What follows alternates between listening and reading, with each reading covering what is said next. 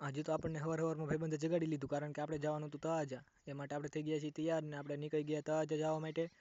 ને વાટમાં આપણે મિત્રો બાંધી લીધી, મોઢે ટાઈટ હોતી એટલે ઓઢણી. એટલે મિત્ર કહેવા માંડ્યો ઓઢણી કેમ બાંધી, એટલે આપણે કહી દીધું આબરૂ ન જાય માટે કે અમથા જ બાંધી છે. ને એ પછી આપણે આવી ગયા બસ ડેપોએ. તો મિત્રો ખાલી 3 જ બસ પડી હતી.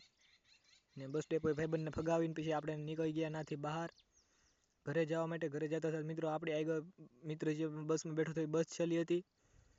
નાથી આપણે આવી ગયા હતા ઘરે આવીને આપણને ચડતો હતો કંટાળો મિત્રો, કારણ કે આજે આપણે પાણી વાળવા પણ નહોતું જવાનું, પાણી આજ બંધ રાખવાનું, એટલે આપણને કંટાળો.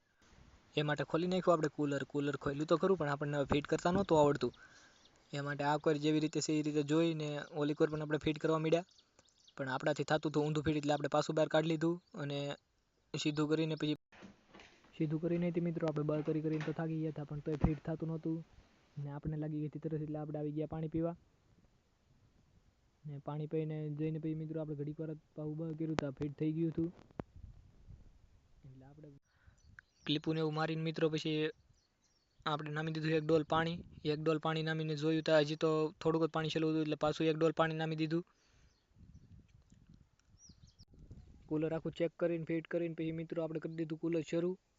મોટર પાણી પણ એકદમ રેડી કાઢતી હતી મિત્રો, વાયરિંગ કાપી ગયેલા હતા ઉંદેડા.